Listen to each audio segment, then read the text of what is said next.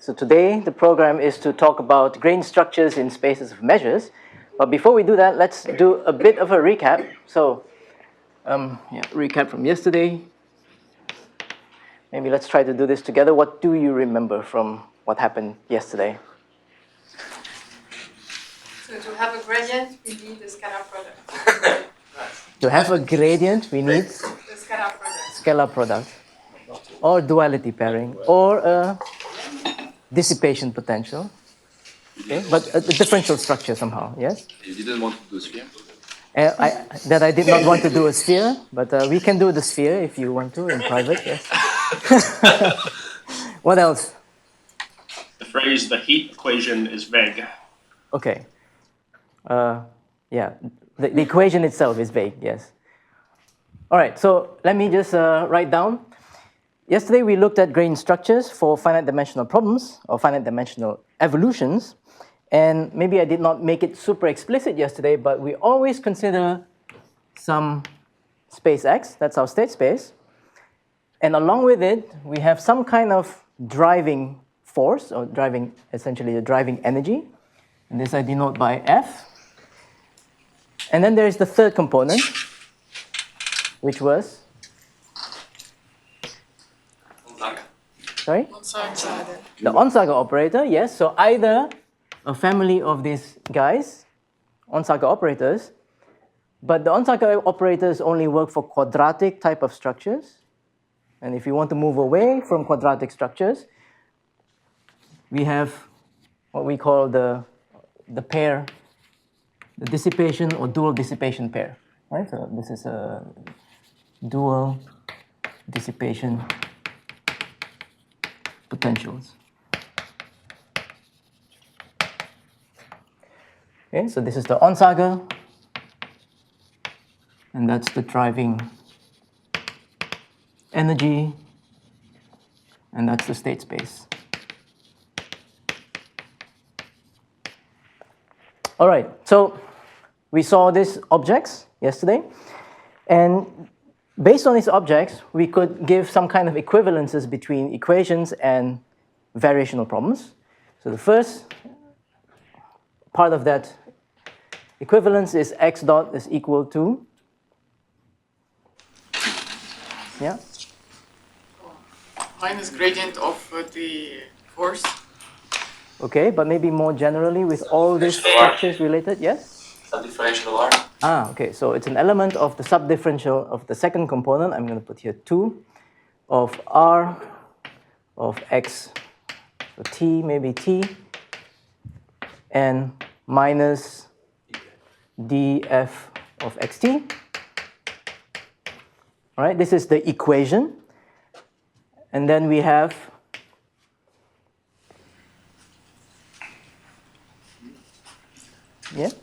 I guess x is the argmin of the. Okay, so we have that one. X is an argmin of some L of y st for all st subsets of 0 infinity, and the dual version of the first.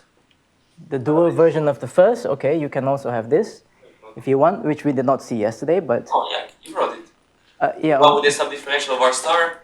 That's true. Yeah. Okay, so let's do d2 of. Sorry, my apologies here. This is R star. So this is R of x of t, and x dot of t plus df of x of t, and 0 is inside. So this one you did not really see. I did not write this down explicitly yesterday. But based on these equivalences, I don't know if this was part of this board. There were 3 equivalent characterizations. And then there is one more. This is the zero cost flow, right? That L of x st is 0 for all. My apologies. Yeah. Sorry, let me. How do I do this? Yeah, okay. So equivalent to. Sorry, Dima. Yeah. This is 0 for all st 0 plus infinity. Okay, so these are the equivalences. And this is very important because we will use kind of these type of structures to develop a generalized grain flow. So maybe I should put here generalized grain flow structure for two types of dynamics, for diffusions and for jump processes. So today you will see two types of dynamics on spaces of measure. Okay, right, that's what happened yesterday. So today we'll start with, well, not 1, 1, but I don't know, 2 maybe. So this is 2 dot 2, 1, diffusions. So by mentioning diffusions, I'm being very explicit here. Yes, because if you remember when I say something is a diffusion, what would be the driving energy? Entropy, okay? Something related to entropy. Okay, so we start with an equation looking like this. Rho t is Laplacian of rho t plus the divergence of rho t gradient of some potential v. So v is just, so everything is in Rd, so rho t is in the space of probability measures over Rd for all t, and v here is v is Rd to R is a potential. Maybe I say kind of smooth potential just to make things easy for now. All right, okay. And what we want to do is we want to give kind of a grain structure for this. There are many, many grain structures, we already know, depending on the energy and depending on the dissipation potential or the Onsager operator. I can give different type of grain structures to this. But I want to give the grain structure of an entropy. So maybe my first question is to ask what the energy really is. So what is the energy for this structure, for these equations, right? So we say that it's the relative entropy, but relative to what? Sorry? Exponential of minus v, right? So why? Okay, so because that's the stationary, okay. Any other arguments for why this is? Works. So it works? Because of dissipation of, you can like what dissipation of the entropy. Okay. It's free energy. It's the free energy, okay. Yeah, indeed. So, but why entropy? Because of the Laplacian. What has the Laplacian have to do with the entropy? I don't know, it's a Laplacian, so it has to do something with the entropy related to large deviation, right? Ah, okay. So there is some kind of underlying reason why entropy works in this situation and why we want to choose entropy. Question has to do with Brownian motion, right? And So you know something more than just the equation. So now you're infusing some more information saying, in fact, this equation is coming from something underlying, something maybe more microscopic in nature. So it turns out that obviously, so this is, I don't know if it's a side note or not, but it is part of the story, is that, so consider the SDE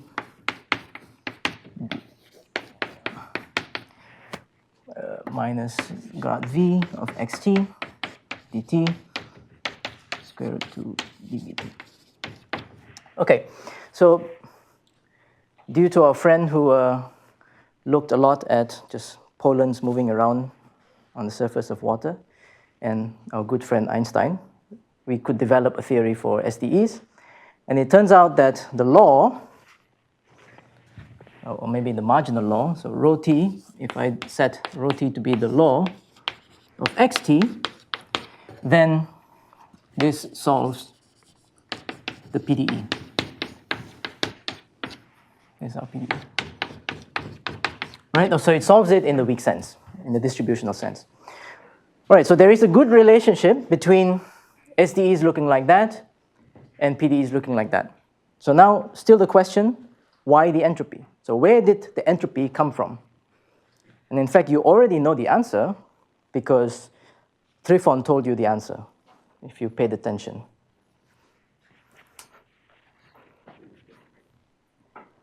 Large deviations, okay?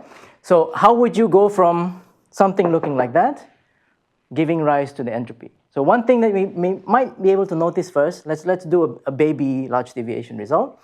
And it's not large deviation directly on the spaces of paths or path measure, but we really look at small marginals and essentially look at just almost stationary problems.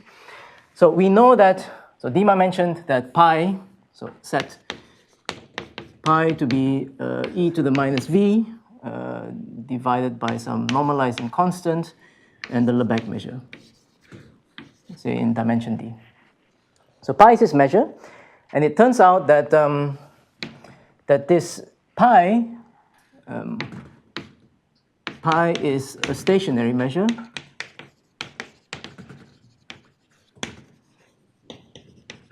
for the process x. Okay, what does this mean? It simply means that if I start, of course I can write it in a more functional way, but if I start initially with pi, right? So if x0 is distributed according to pi initially, and I run this stochastic process, then xt is also distributed according to pi for all times. So what this means for it to be stationary for all. Okay? Sorry, for all t's. Now, which means that I'm in the stationary process, and then what I want to do is I want to look at the large deviation of deviating from this stationary measure. So what I can do is I can look at empirical samples, so rho t, I define it to be 1 over n of the sum 1 from 1 to n of dxi of t. So I just take independent copies. I sample from pi, so with x0i sample from pi. So I take independent copies, I create the empirical distribution for these guys, and then I ask the question, what happens when n to infinity? And I'm asking more particularly the question of what is the probability that rho t n is going to be in some set A. And it turns out that this guy scales asymptotically like the exponential of minus n of the infimum of measures in the set A of the relative entropy of mu against pi. So this asymptotic description is a little bit hard to understand, but you have to prove, so the standard large deviation principle, you have to prove Lin-inf inequality, you have to prove Lin-sup inequality, and then you get something. So the question, I don't know, like where would the t dependence go? So in this case, there would be no t on the right hand side? Yes, because it's stationary? Indeed, because it's stationary. So the law essentially is roughly, this holds for all t. But if I started with something which was not stationary, you would see the dependence of t. Yes, you would see the dependence of t, except for I would not, if I'm looking for real dependence of t, I would do not this, I would do a path measure. Okay, so you need to really go path. Yes, so another way of seeing this is, let's take, say, Pn is defined as 1 over n of the sum of I from 1 to n of delta of these xi's. So x is really the whole trajectory, the random variable for the whole trajectory. And this is going to be a probability measure on, in this case, because it's a continuous process, just to Rd. So this is going to be a path measure. And then I can play the same Sanoff. So this is due to Sanoff. And then I get precisely the same, but relative entropy of path measures. Yes, so the stationary, so what's going to happen is, yeah, it depends on what type of reference measure I take here.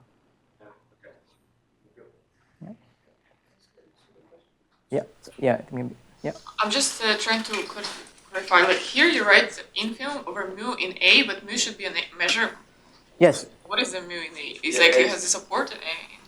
No, mu is an element. So A is a set. Is a Borel set over the space of probability measures. Oh, okay. Yeah. But so here, of course, I'm using the weak or the narrow topology, the weak topology of measures. And this is the kind of just some set that is. Dima, yes. What happens if your V is very, very bad and you have more than one stationary measure?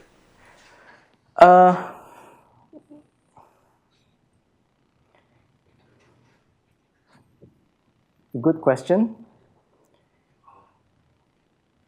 So for this scenario, you don't really care because I'm starting distributed with respect to pi. So it is stationary. I only see what's there. But you condition yourself on being that reasonable. Indeed. But if I'm on this level, then this becomes trickier. Yes. Ideally, the A should be a ball around pi, no?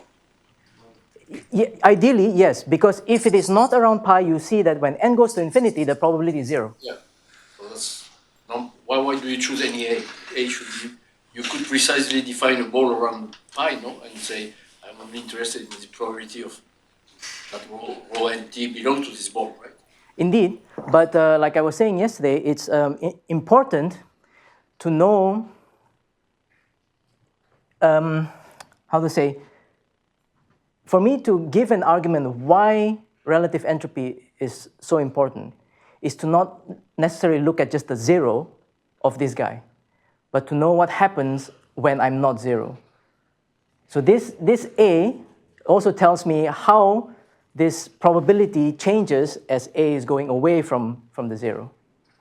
So if I'm interested in studying fluctuations away, or in fact, the large deviation is the study of very rare events, then this A is usually not containing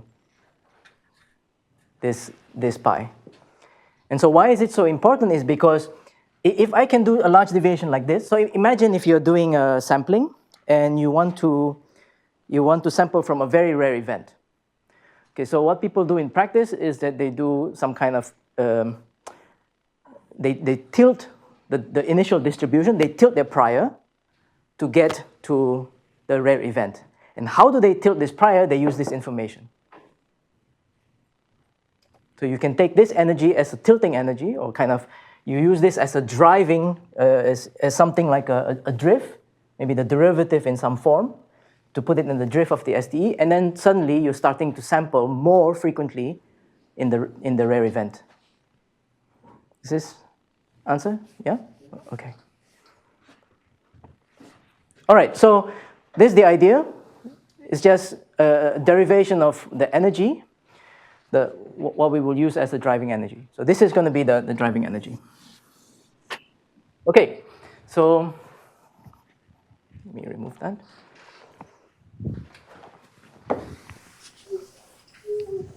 Has this kind of discovery that this is, how has this been found? This is kind of, I have the feeling this was sort of even found by examples and then generalized, or,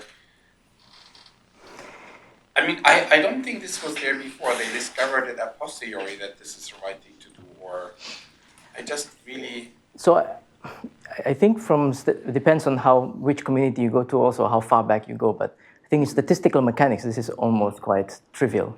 Mm-hmm. So they're counting all this. But if you go in the proofs of large deviation principle, the proofs are not trivial. The rigorous proofs are definitely not trivial. But, I mean, I would say this large deviation result is almost trivial because of Sarnoff. Sarnoff made it trivial, and he does it on any Polish space. So you can do this on anything you want, almost, any meaningful thing. But the link of... Down there, is it all as trivial as Sarnoff? Yes, because this is also Polish space, right? So okay. That's Polish and everything is nice.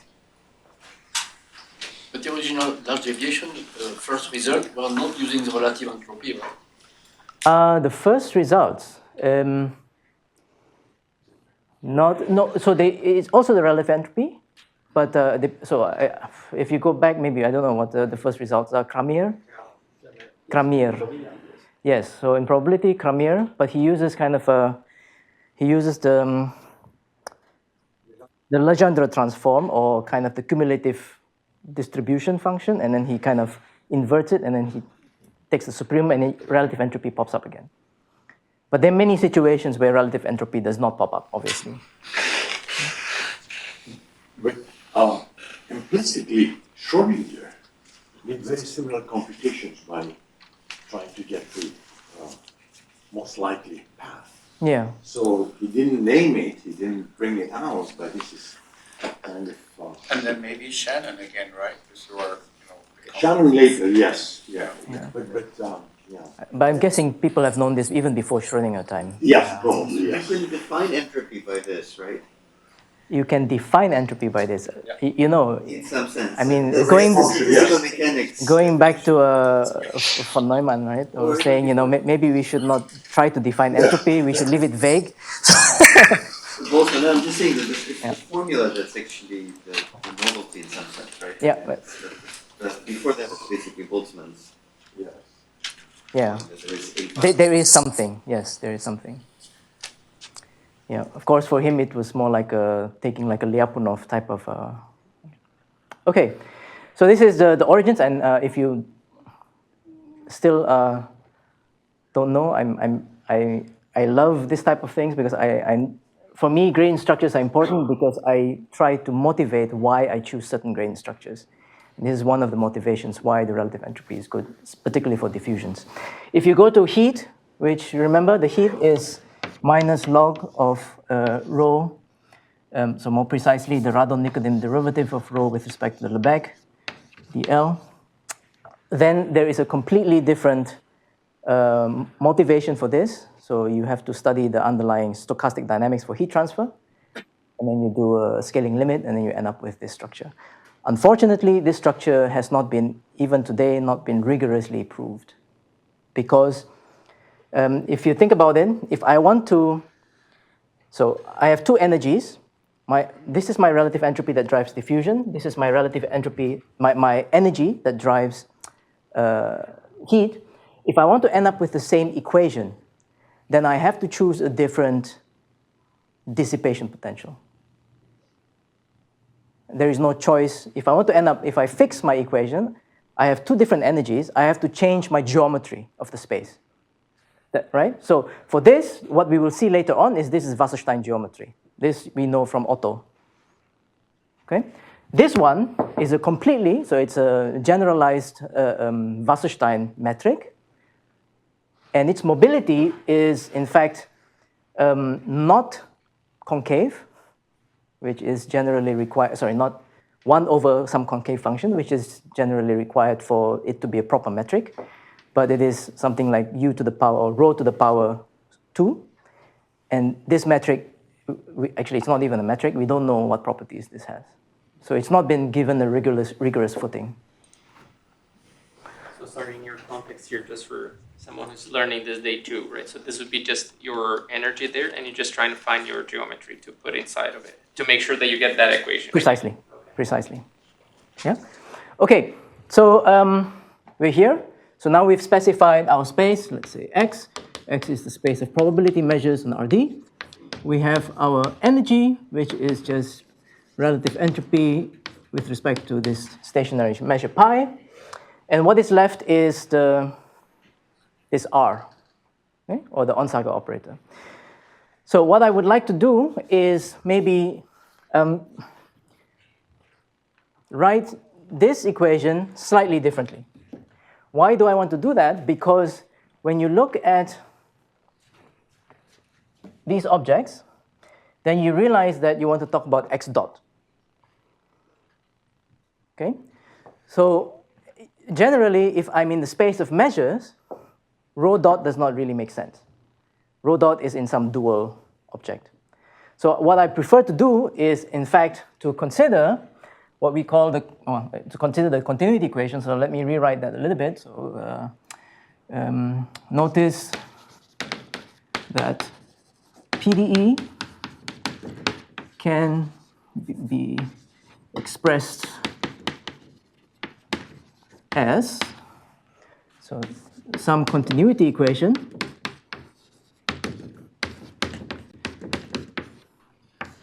with an equation describing J. So what is J? J is gradient of rho of T plus rho times the gradient, sorry, this is the gradient of V. Minus. Thank you. Yes. All right. And if I want this to kind of represent something with the derivative of the relative entropy, so then I will need also to write this down as rho T, the gradient of the log of rho T plus V. Okay. Now I can also, can I go lower? Or, yeah, this one. That side, can you see? Yeah, if I keep going. Oh, sorry. Now what I can also do is write this down as rho T, the gradient of the log of the Radon-Nikodym derivative of rho T against pi. Okay, so what do is I just take the log, take the exponential, and put the minus there, and I bring it in. All right, so why is this important? Because it turns out that, let me use this part. Turns out that if I take the d of the relative entropy of mu against pi, this will give me log of d mu d pi plus 1.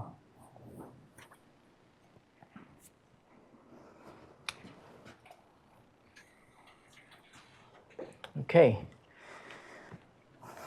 So now we have our equation there.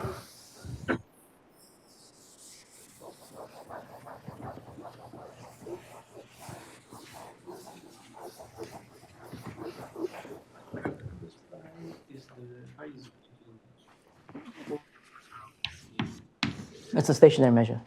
Okay, so which means I can kind of write Jt to be equal to minus rho t, the gradient of this quantity. Yes? Yeah, what is the d of entropy? This is like the first variation? Yeah, this is I would say the first variation, but the L2 variation as a function. So you can take the Frechet derivative with respect to mu of that functional, right? Test it against something, then you can use the identification of that function. So when you do the Frechet derivative, you literally are linearly changing mu. Yeah. You are linearly changing mu. Yes. So here we always, if you look back in what happened yesterday,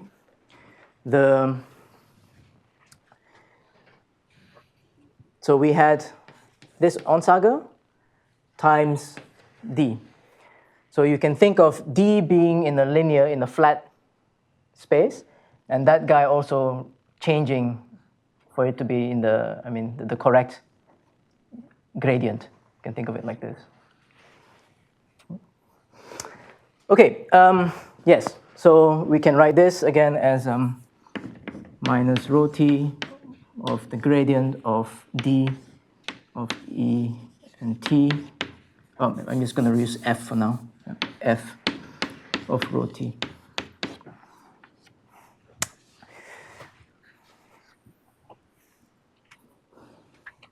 Good. So this is a different way of writing it. But the nice thing is that we have kind of split our problem slightly up. This first equation, which we'll call the continuity equation, CE, will describe essentially in the rigorous way the rho dot, the time derivative of rho. Okay? This equation, in the weak sense, it will describe the time derivative of rho. Any flux, so this is a flux, any flux I put in that has finite variation and stuff like this, I can say that this guy, in fact, is it's evolving nicely in the space of probability measures with respect to the narrow convergence. So this is the reason why I write this down like this. We will see this again when we look at jump processes. there is a version of continuity equation for jump processes, which we'll write down. And the other equation is what I call the kinetic relation. So this is the KR, the kinetic relation. So what is, in fact, the kinetic relation in this situation?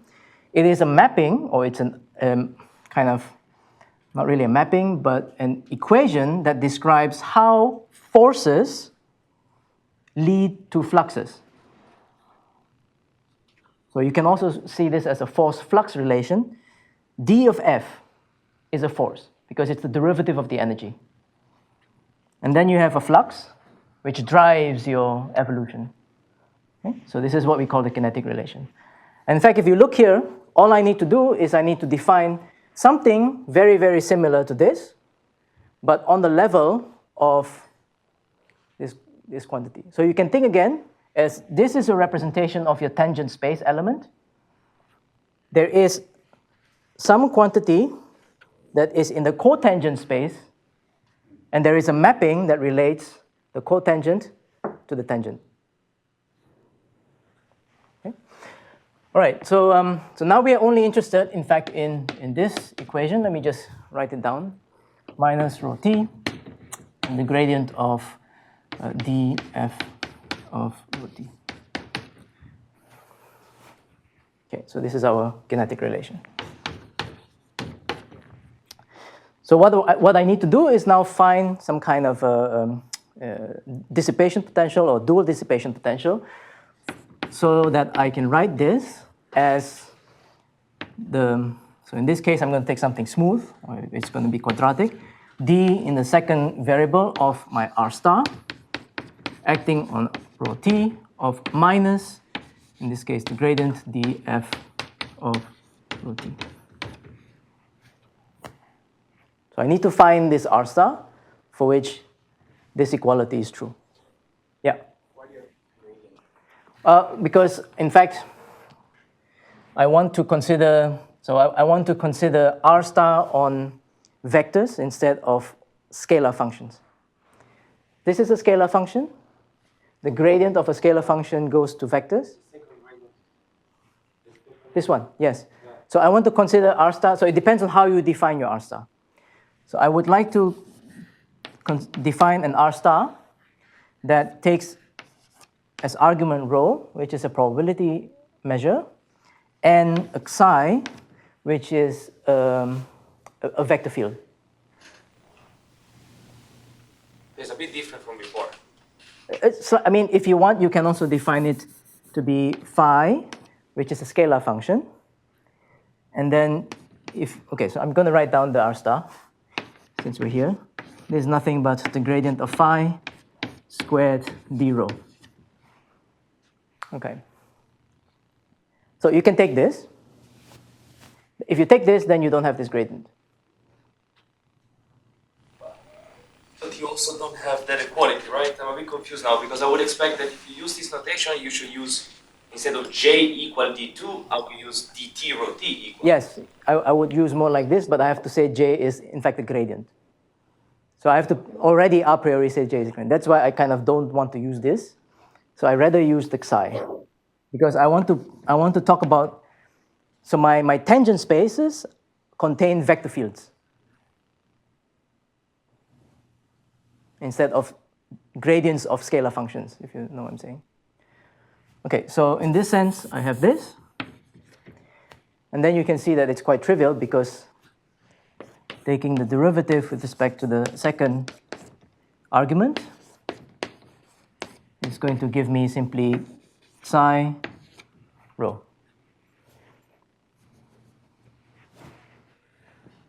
Yes? And if you look at this, then you have this equality directly.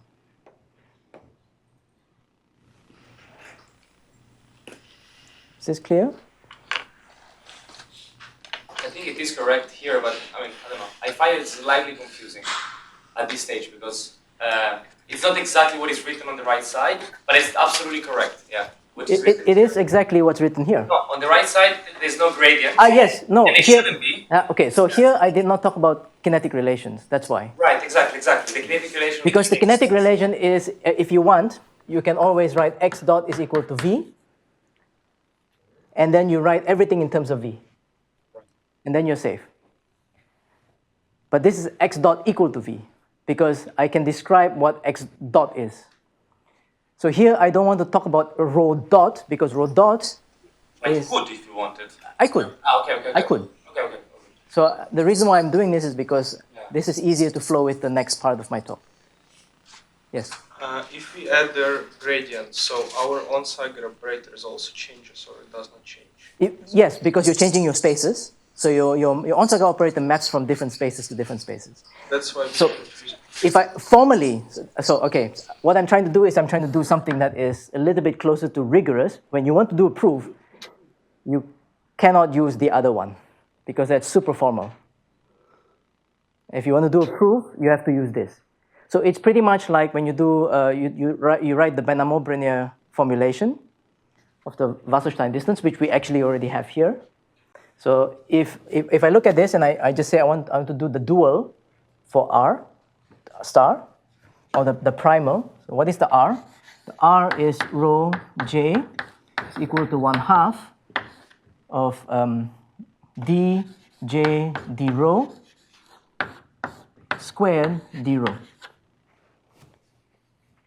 This is the dual, or I mean, they are mutually duals. They are duals to each other. But so here psi is just some c. I think in this case you can even take L2 of RD to RD. And the dual requires fluxes. So J's are generally in M of RD to RD. So these are kind of vector valued measures. So RD valued measures. And you have to first check that J has a Radon-Nikodym derivative with respect to rho. So from the particle point of view, if there is no particle, there is no flux. This makes sense, because there is no particle, there is no velocity in space. Yeah? That's why you should do this. Now, this is pretty much the Benamo-Brenier representation. So if you're familiar with the Wasserstein 2 distance, right? And usually when you prove existence of curves, you are in this formulation, not in the gradient of phi formulation. Because this quantity is jointly convex, whereas the other one is not. Okay? Just some technicalities, and that's why I prefer to work with this. Any more questions? Maybe just a comment. So yeah. we can accept the left word, but then although you don't have to do it again, but you should convince us again that now that you have the gradient inside, blah, blah, essentially everything that you said until now still works the same. Because you really changed the way you're writing down the equation now. There is still an R star, so we can believe that it works the same, right? But like this equation pops out of nowhere now with the gradient inside. With respect to what you said until now. The one on the gradient. You mean this, yeah, this one, yes. Yeah, but it looks very similar, and so, yeah. Yeah.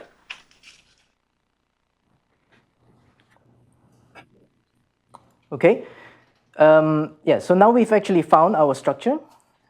So we can write this down. So just let me remove this. And just say, indeed, this is J. Now, once we're here, we go back to all our equivalences. And like Lorenzo said, in fact, it doesn't matter. As long as I keep my continuity equation, I specify, now I'm talking about pairs, rho and J, satisfying the continuity equation and this kinetic relation. And once I'm here, I can rewrite everything in terms of, well, then I have the equivalence with also a variational structure.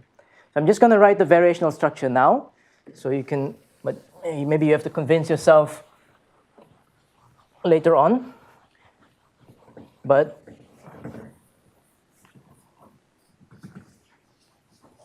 so in the same way as here, once we have this, J, let me write it down again, D2 of R star of rho, comma, minus the gradient of D of F rho. This is if and only if this Legendre equivalences. R of rho of j plus R star of rho of minus the gradient of d of f of rho is equal to minus the gradient of d f of rho acting on j.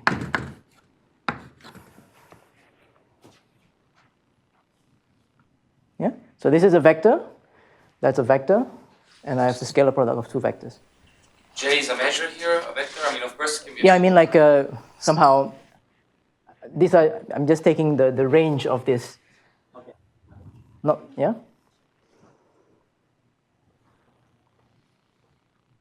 Right, so this is equivalent to that.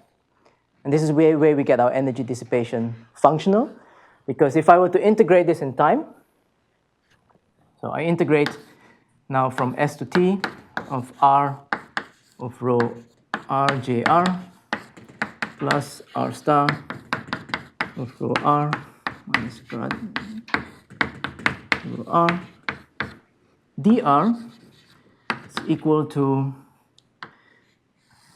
minus grad df of rho of j r dr. And now we have to be very, very careful. Sorry, this is S to T. Now we have to be very, very careful because in the very rigorous sense, this quantity might not be very meaningful until you prove the chain rule. Okay? So if you do have a chain rule, then this is nothing more than minus the time derivative of f of, maybe I should put r here, of rho of r. All right, so formally, remember, rho is going to evolve according to the continuity equation. So if I take a time derivative, very formally, if I take a time derivative, I get minus the integral of this. So what was the relative? So that's the relative entropy. So I get the log of d rho d pi plus 1 times rho dot. Okay? But rho dot satisfies this equation. So what I do is I take rho dot is equal to the divergence of j, and then I integrate by parts, and then I get the gradient of the derivative of this guy. This actually works for any energy, actually, right? So it doesn't even matter that This is the chain rule works for any energy along. I mean, the point of the chain rule is that, yeah, I would say the chain rule is the hardest part of the proof generally to make all of this rigorous, because you have to say, well, I want my class of curves to be curves satisfying this, so pairs rho j satisfying the continuity equation. And I need to have enough regularity that I can, in fact, do a chain rule in time, because the curve may not be very smooth in time. Yeah? Generally, it's only absolutely continuous in some space, and in space, it's not really smooth. So taking something like df and taking the gradient requires smoothness in space. Acting against some measure, this is generally not done, right? But then there are a lot of, I would say, to get from here to there is a lot of analysis. Yes, Natalia. So I'm just trying to understand what we're doing here. I'm sorry, I'm a little bit out of topic. So yesterday what we were doing, we started with the heat equation, and we tried to express the Lagrangian formulation with assuming that we have the chain rule. Mm-hmm. Here we are starting from the continuity equation instead, and trying to do something similar. I start from my equation, my original equation, this one.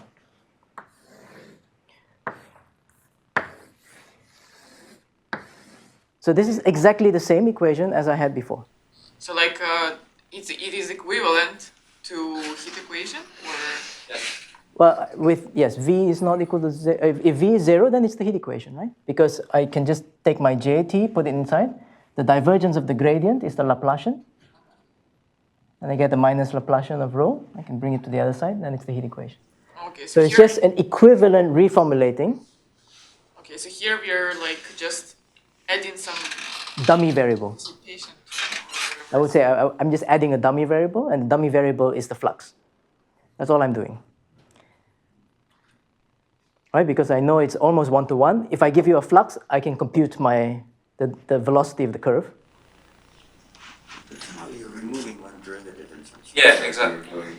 Yes, I'm working all the in tangent space somehow. Which in the very basic transport story is exactly assuming that your transport map is the gradient of something. That's kind of the equivalent there, that you assume that it's maybe the convex function as opposed to being just some transport map.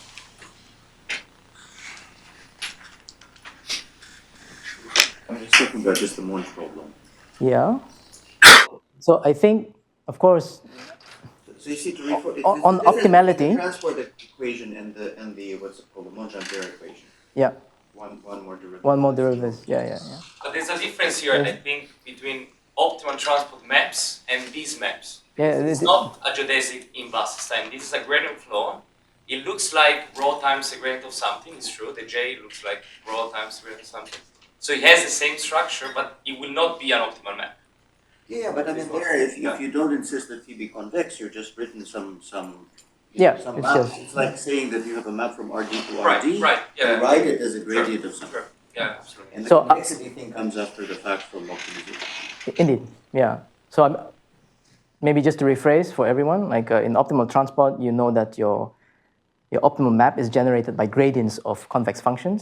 A priori, you can always say, okay, this is just a vector field. It's just a transport map. Right? And via optimality, you recover that it's a gradient.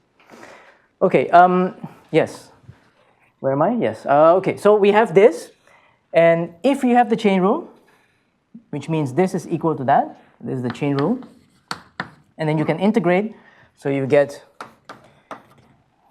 St of R plus R star. I'm just going to not rewrite it again. dr plus the energy at time rho t minus rho s is equal to 0. And this quantity, this first part here, we know as our Lagrangian or energy dissipation functional. But now it takes two variables, rho and j. St. Okay? But under the constraint that rho and j satisfies the continuity equation.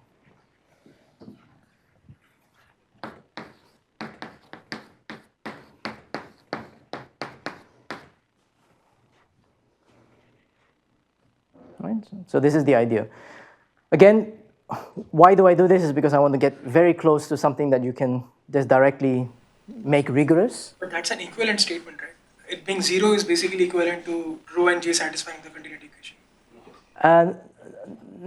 I won't say, no, I would not say that. Because if rho and j does not satisfy the chain rule, sorry, if rho and j does not satisfy the continuity equation, then the chain rule will give me something completely different. It will not give me this product. This equality holds only under the continuity equation.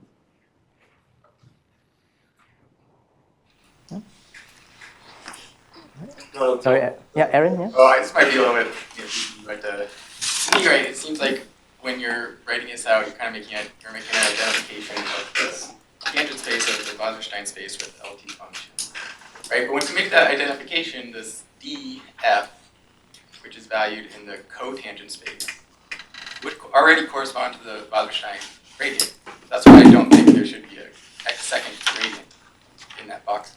No, so okay, maybe I should draw some pictures. Df is not the flat. Df is the flat. Df is valued in the cotangent. But it's L2, It's L2 flat. Yeah. Okay, so just move it to the side, yeah?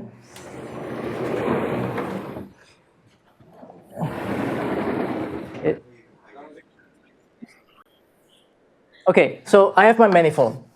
Okay, so this guy, I have my curve going in this space. and then I have a tangent space. But so the representation of the tangent space can change. So if I look at just the standard Wasserstein calculus, if you go to the green book of Ambrosio Gili Savare, then you will realize that the tangent space is something like this: L2 of so essentially it's the gradient of phi, the closure with respect to the L2 norm of rho, where I am. Yeah. So these are C infinity functions with compact support. Phi is C infinity functions with compact support. I take the gradient, so this becomes vector fields. Take the closure. This is at point rho. So here at rho, maybe at rho, I'm sorry, this is super ugly. Yeah, this should be in the tangent space, yeah. No, I don't even know what I'm doing, okay. Yeah, okay. Yes, right. And now on this guy, I can put norms, I can put metrics, I can put, right? So if I want to include, what I'm trying to do now is this is the tangent space, and I want to, and this tangent space is characterized by curves that are absolutely continuous. Right? So we have this, yeah, maybe I don't know if I want to go into detail here because it will cost me a lot. I think the question that was more confusing for him was, what is df? Can you write down the definition of df? Because df is L2, and maybe it's not obvious from... You mean this one? Yeah. Okay, so f generally on rho can take the form, in our situation, it takes the form of some phi of d rho of d pi.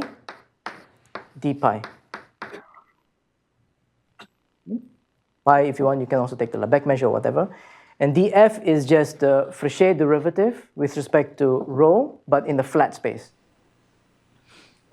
Maybe, Oliver, you can maybe do like the case where f is just the potential energy to see that this d is just flat. Like if f is v, then there is no gradient, and then you have to add the gradient anyway. Let me just try to count what you mean in the weak sense, that is this d of f or whatever paired with c is this, or mu is the same as type derivative of f of rho plus epsilon mu or something like that, right?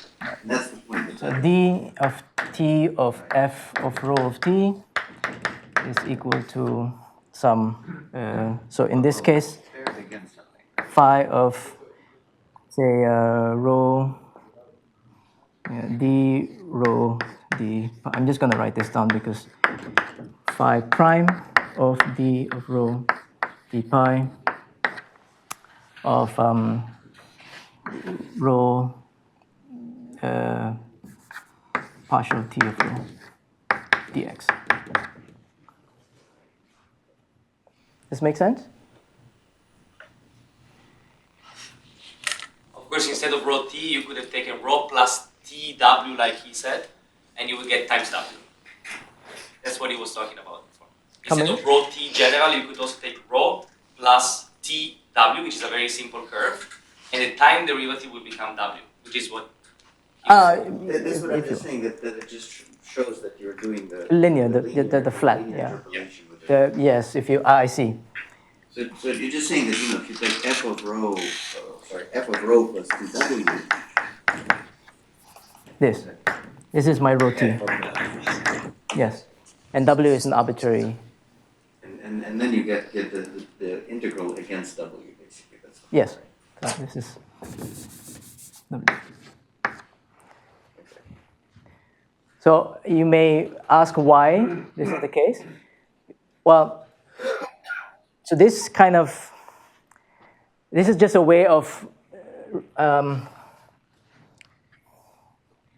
leaving the translation, so of the changing from the flat to the geometric one to this Onsager operator. I didn't see any, why do you even mention the flat? Because in general, the flat structure is not needed in any of it. Why do I need to?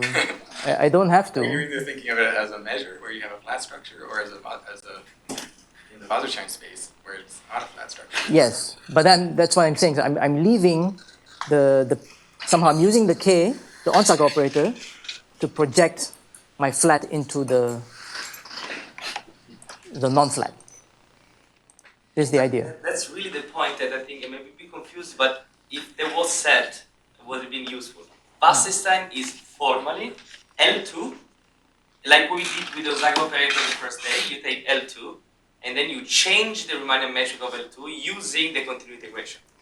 And so if you could write the Osaka operator, maybe...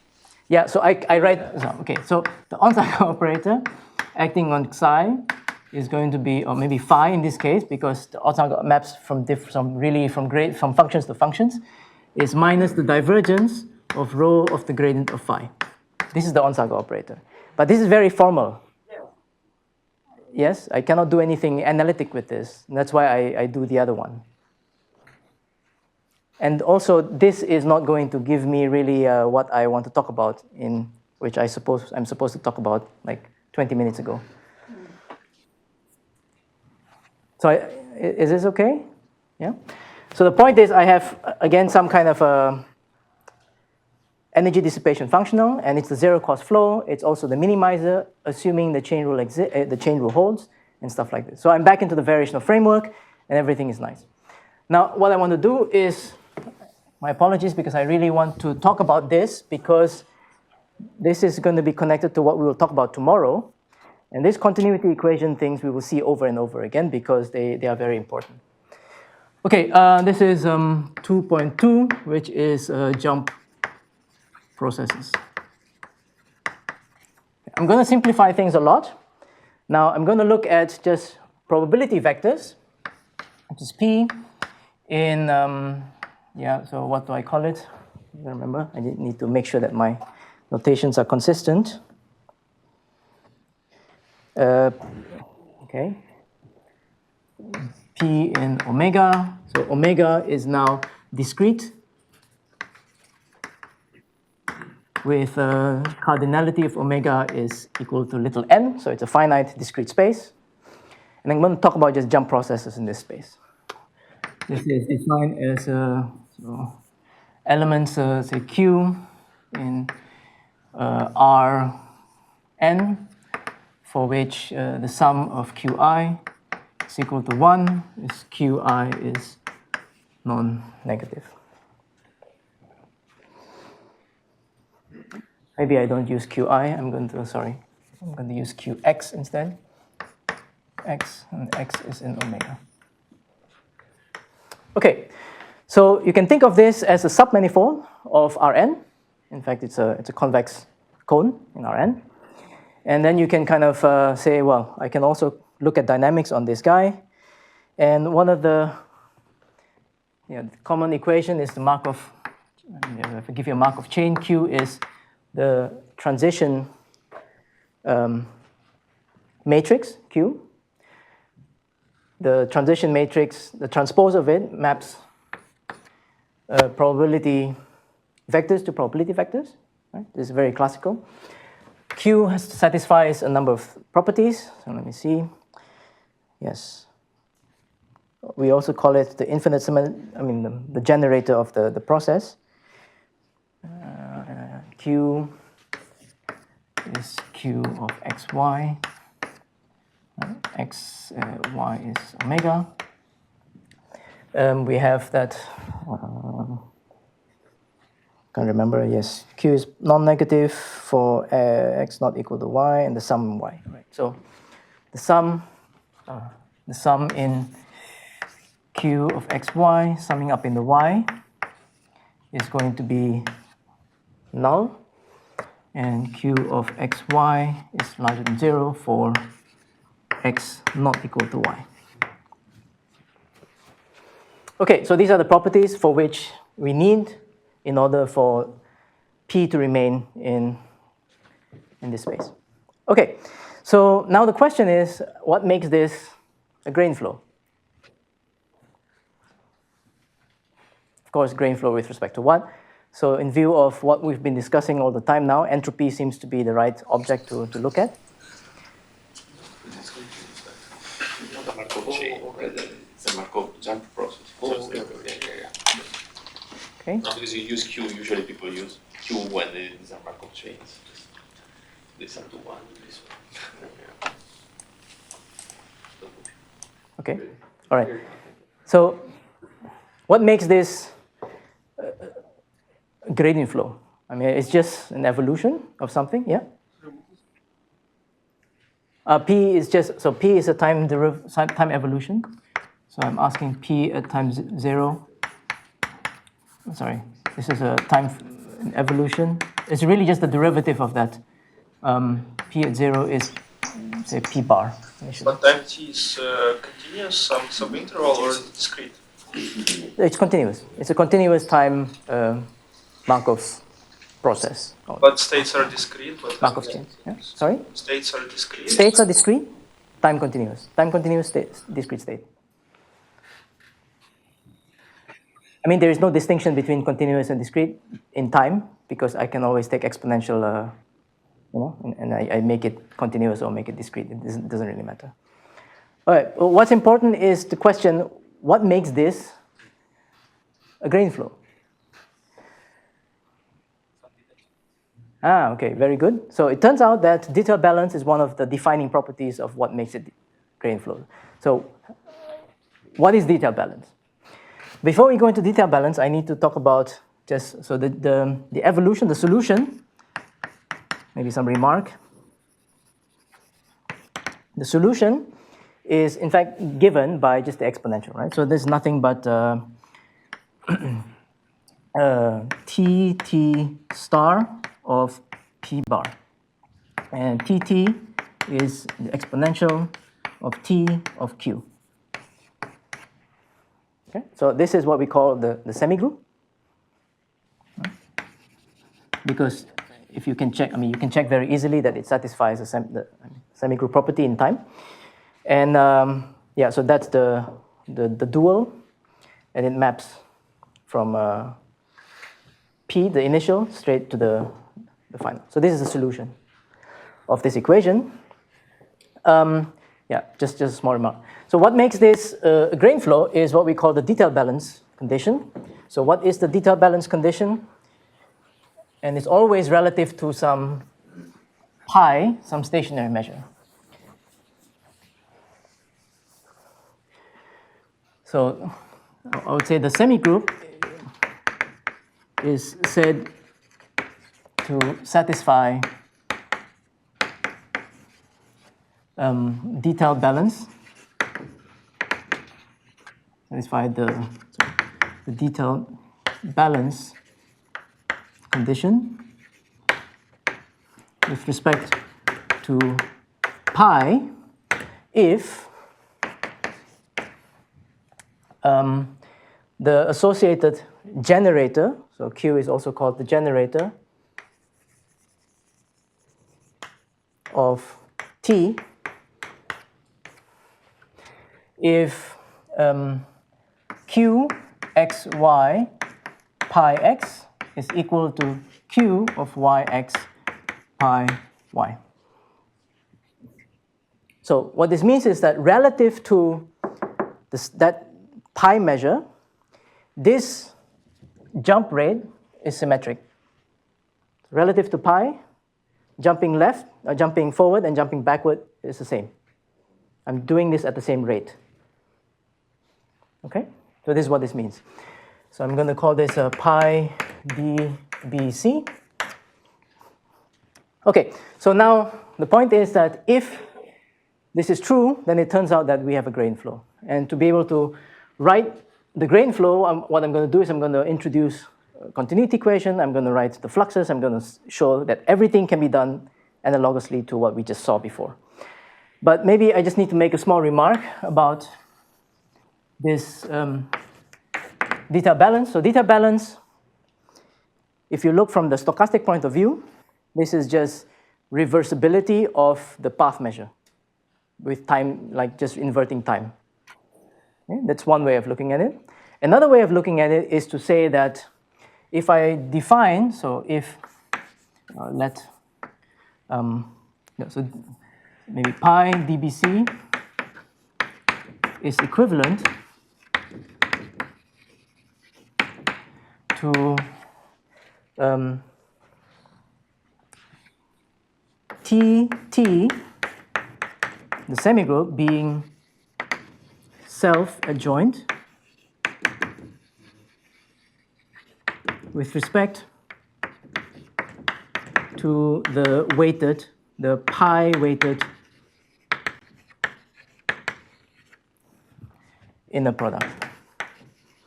Of course, I did not tell you which inner product, so the following inner product. This is, I'm going to write here F and G and subscript pi. And what this is just the sum of x in omega of fx, gx, pi x. Okay, so somehow from the integral point of view, this is just the integral of f times g and pi. So the L2 pi scalar product. Okay, so being self-adjoint simply means that this IE simply means that t of f, comma g of pi is equal to, in this case, in this very finite dimensional case, t of g of pi. Of course, it's the same if you just go to q there as the gt, right? Yes. So this is equivalent to saying that Q, the generator, is also self-adjoint with respect to this pi. So again, the reason why I don't want to write the generator is because if you ever want to generalize it away to very abstract spaces with very bad operators, with infinite dimensional operators, then TTs are usually, domains are usually easier to work with than the domain of the generator. So closability, all this type of things you have. But this is one. Okay. Good. Now, so what we are left with is trying to go from the equation to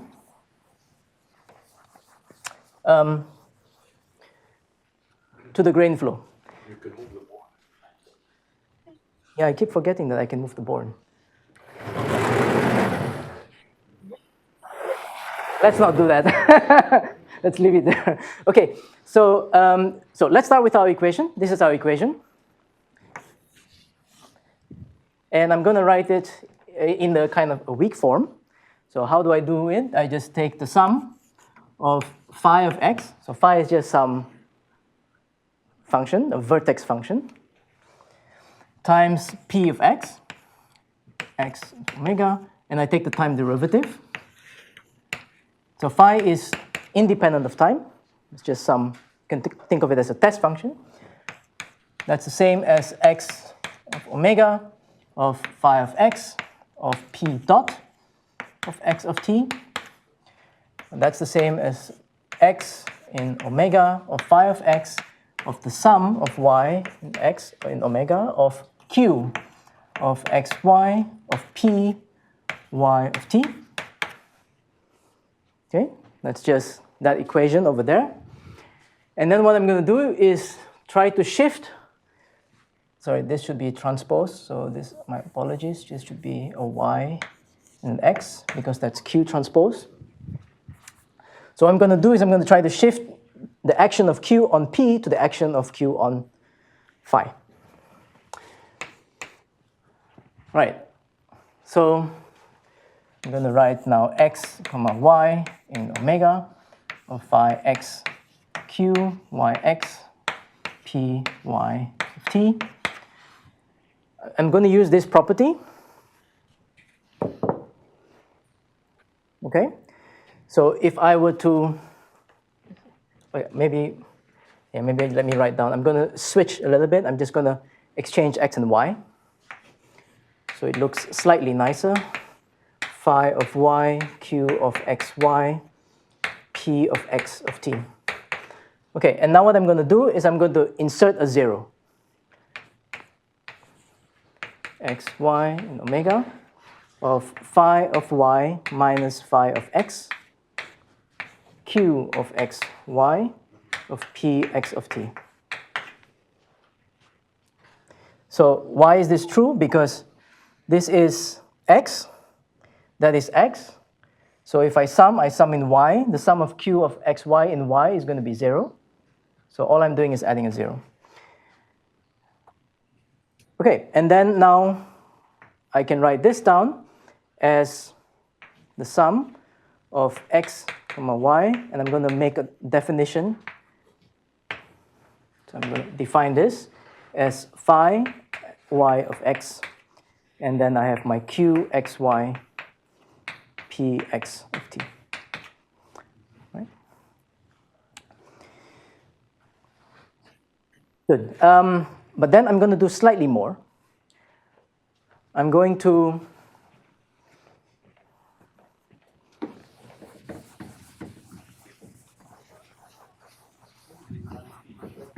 there's another secret blackboard, you think?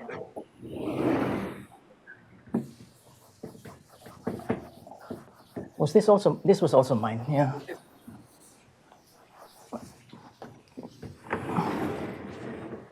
So, yes, I'm going to write that as, okay, what I know is that this gradient is anti-symmetric if I switch x and y. So what I'm going to do is I'm going to put a half on one of this and a half on the other to get a minus. Okay? So this is the same as sum of x, y, omega, phi of x, y, 1/2 of q, x, y, px minus q, y, x, py. And then I'm going to call this my j of xy. Okay, so what have we done? We've gone from an equation for p, and we've written it in terms of essentially an equation of p and j, and this is our continuity equation. So the weak formulation that weak. So here, if you do an integral, if you define the divergence, the discrete divergence as the dual of that quantity, then you end up with p dot plus the divergence of j is equal to 0. Sorry, maybe I put the. Okay, so j is a function on the edge. So you can think of maybe I have a graph or something discrete, right? So these are my x and y. And then, sorry, there's no edge here, so that's the edge xy. So the p's are functions on the vertices, whereas the j's are functions on the edges. These are my fluxes, so that's why you should think of j as flux, because it's like I'm going from x to y. This is so a one-way flux would be this, but this is the net flux. Right? So what is going out and what is coming back in. And if bar is just like something like j of y minus j, that's something. The j, the divergence bar. Sorry, it's the sum over all. Yes, yes, pretty much. Yes. Can you write it down? Sorry. Yes, the sum of j is the sum of let me see, y in x of j xy minus jyx. Yes. But you introduce a detailed balance, doesn't play any role there? Not yet. Not yet. Yes. We will see this very, very shortly. Yeah, maybe the divergence j in x, and then y in x, you meant y tilde x. No, on the right in the formula. Divergence of j in x is equal to, evaluate it, and then y in x equals x. Y is or omega. Thank you. Right. Okay. So, good question about the detail balance, because at this point we don't have a detail balance, but we want to see this type of gradient appearing again with respect to the discrete gradient. So this works when p of x, so assume for now, suppose that rho of x is u of x pi of x, which means, in other words, rho has a Radon-Nikodym derivative with respect to pi, right? And this function is the associated function, the Radon-Nikodym derivative. Then I can write J to be 1/2 of Qxy. So here I have Px, so here is Ux, pi x minus U of y, Qyx pi y. Right? And here, this is where the detail balance makes a difference. This quantity here is exactly this quantity. So I can pull it out, right? So that's equal to that. This gives me 1/2 of, and then I have Ux minus Uy. So this is the negative of 1/2 of the discrete gradient of U times Qx. So x comma y of Qxy by x.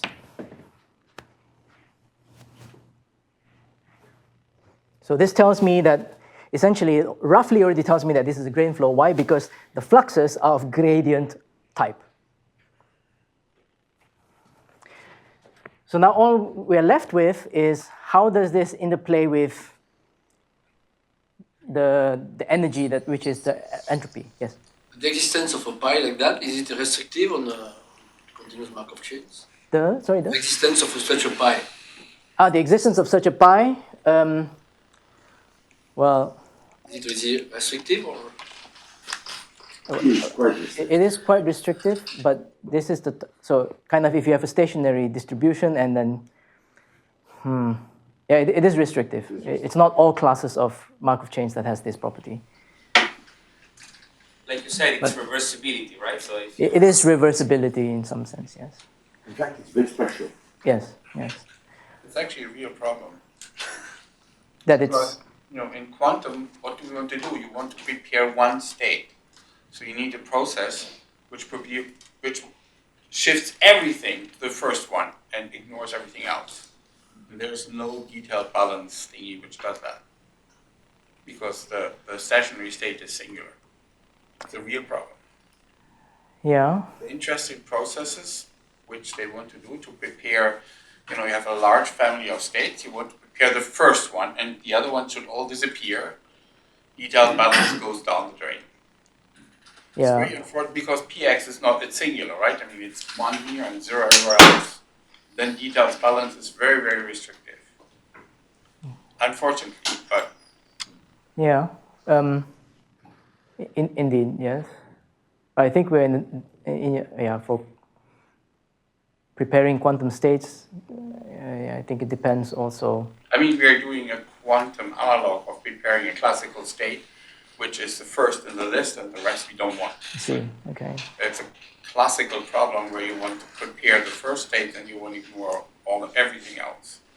And then detailed balance is not so clear, or it's more or less. Yeah. The Q is very trivial. It's kind of a 0-0 matrix, right? Yeah, indeed, you can't really get there because if you're asking for also this type of things to happen, then this is not. It doesn't work anymore. Yeah.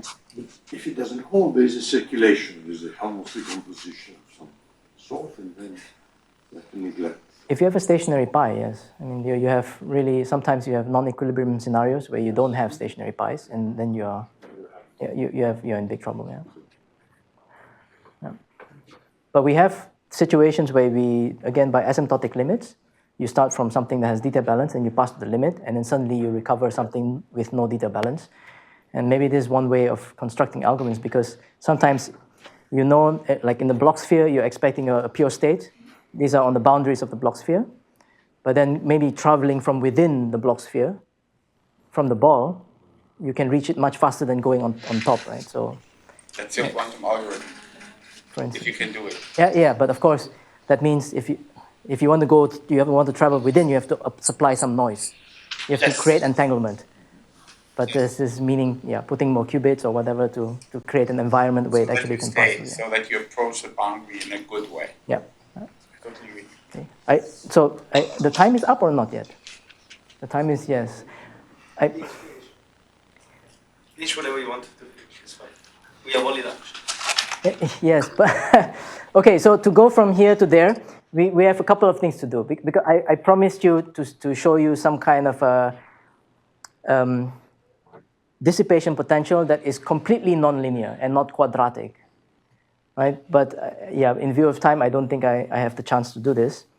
There is the quadratic one, which is by Jan Maas, by Chung et al., and by Alexander Milke, where they come with the quadratic one. And all you need to think about is that, so the problem here in the discrete world is that there is no continuous chain rule. There is no spatial chain rule.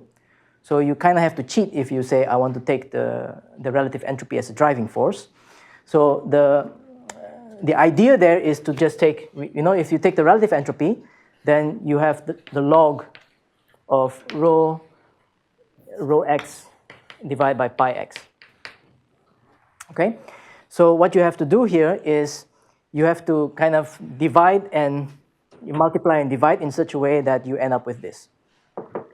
So the goal really, again, is to write this down as minus, sorry, not minus, but the d2 of some r star of rho of minus the discrete gradient of the derivative of the energy. This is what you want to be able to do. And so you have a lot of freedom here. And it turns out, unlike in the continuous case, if I have chosen my energy, then somehow there is, and if I've chosen my energy and if I'm enforcing an equation, then there is one kind of Onsager operator or kind of one R star that can do it in the continuous world. But in the discrete world, it seems that there are many, many, many R stars, infinitely many R stars. Even if I fix my energy, I fix my equation, there can be many, many R stars that gives me the same equation. But this Cullen mass works for this example as well and gives you the yes, so here it works with the entropy, right? Yes, so for me, for it to work is not enough. I need to understand where does it come from. Is this Cullen mass construction, is it something that is coming from some kind of microscopic stuff?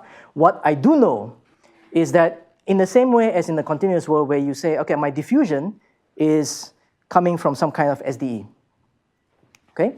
It turns out that, and if I only give you the equation, I can come up with many, many SDEs for which I get the same equation. And all of these SDEs can give completely different, can give rise to different structures, although I have the same equation. So, yeah, so the question is now... problem is also not unique, yeah. It's not unique, it's... Yeah, yes. It doesn't exist. So it turns out in the quantum world, there is quantum noise that generates the same Lindblad equation. You can go quantum Brownian motion, you can do quantum number operator, which is a stochastic number operator, really. So you can, what they call stochastic dilation or stochastic dilation of your Lindblad equation. You can have many of them. They all generate different structures. So by specifying a structure, then you know, where is it coming from? What physics am I thinking? Because we know that Lindblad equations are just approximations of its interaction with the universe. If my universe is different, obviously my gradient structure is different because my interaction with the outside world is completely different. If I have a quantum system and if I just apply laser on it, that's very different from saying I have fluctuations of like just between the particles itself, right? So these are all different type of noise that can happen in your system. All this type of noise will give rise to completely different gradient structures. So I'm already mentioning open questions that I want to talk about. So this is kind of, there is no canonical choice of environment which explains how no canonical choice. Every choice will give rise to a different structure. This is what I think. Well, what I believe, because we see this already in the classical setting. We use different Q-Brownian motions or fermionic, all of that. All of this should give rise to different structures. The same solution. Even if it's the exact same Lindblad equation. Sure.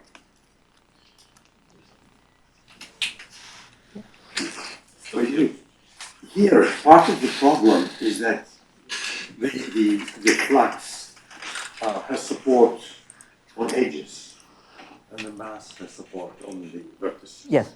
So you multiply things that have support on different things. Yes. Indeed. Yes. And you need to find a way. Yeah. So large deviation gives you a very, very clear-cut way how to do this. Because you can look at, so this is what they call level 2 large deviation, where you look at you don't only take the empirical measure of on the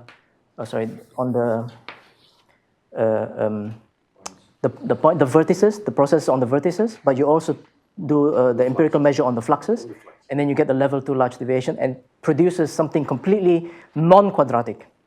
And this is where we needed this generalized gradient structures. Yeah. Okay, I'm sorry. Yes.